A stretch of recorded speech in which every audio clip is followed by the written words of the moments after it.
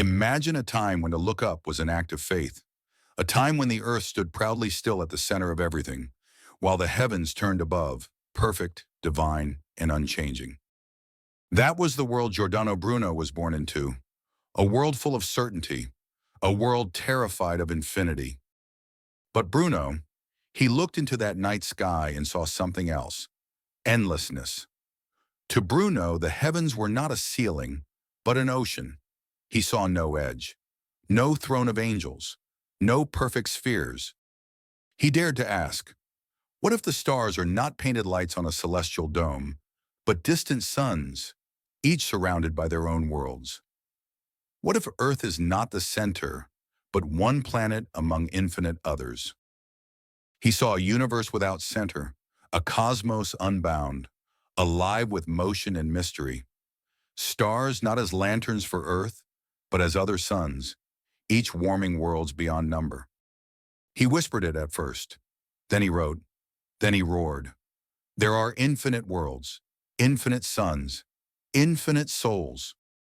Not even Copernicus had said that. Not Galileo, only Bruno. Bruno wasn't an astronomer. He was a metaphysical visionary. To him, an infinite universe wasn't just a spatial fact. It was a spiritual revolution. He believed that divinity is infinite, and creation must reflect that infinity. To limit the cosmos would be to limit God. And to limit God was blasphemy, not against the church, but against truth. He saw the divine not sitting on a throne above the stars, but burning within every atom of reality. He fused Neoplatonism, Hermetic mysticism, and radical imagination. His was a universe alive with meaning, with every atom burning with the divine, not a cold, empty void, but a cosmic ocean of infinite life, infinite worlds, infinite minds. This idea was too big for his time. He said the universe does not revolve around us, and for that, the world revolved against him. Today, that sounds like science, but in 1600, it was heresy. It wasn't the telescope that got him in trouble, it was philosophy. Bruno lived as a wanderer, a philosopher without a homeland. He debated, wrote, and spoke truths the world wasn't ready to hear. But the church was listening, and it listened with fire. The church called him mad, a magician, a pantheist, a danger to all order, excommunicated, tortured. But he never recanted. He never backed down. Because to Bruno, truth was not negotiable. He was imprisoned for 7 years, not just for his cosmology, but for the audacity to believe that truth could be found outside doctrine. He knew exactly what he was doing. He stared into the abyss of religious dogma, into the face of fear, and said, I will not bow. History doesn't always kill with swords. Sometimes it kills with silence. But on February 17th, 1600, it killed with fire. They led Giordano Bruno through the streets of Rome at dawn, barefoot, shackled, silent, smoke already rising from the square. The crowd gathered, not to learn, but to watch, because a man who dares to think beyond the earth is dangerous. And Giordano Bruno had dared more than most. He was about to be erased for a thought. Not for murder, not for treason, but because he dared to say, the universe is infinite. When they brought him to the stake, he refused to repent.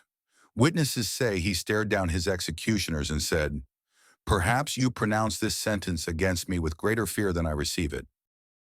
Let that echo for a moment. And when the flames licked his skin and his body began to fail, he had already won. Because ideas do not burn.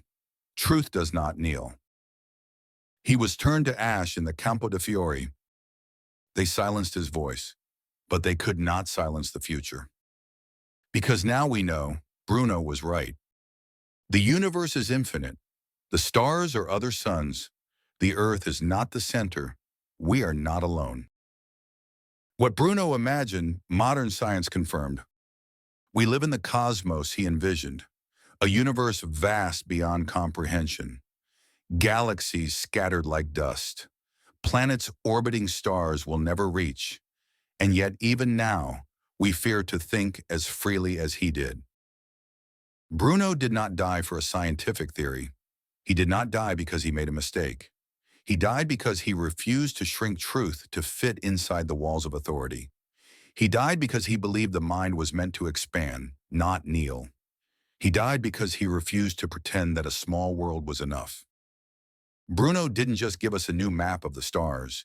He gave us a new idea of human dignity, not as rulers of the universe, but as minds capable of holding the infinite. And maybe like him, we have a duty not to fear the infinite, but to embrace it, not just with our eyes, but with our minds. So when you look up, remember that sky was once a cage. In one man, barefoot and burning, set it on fire. Not in violence, but with vision, with courage, with the unspeakable audacity to believe that truth is bigger than power. But the stars are brighter now because Giordano Bruno died for thinking beyond the earth.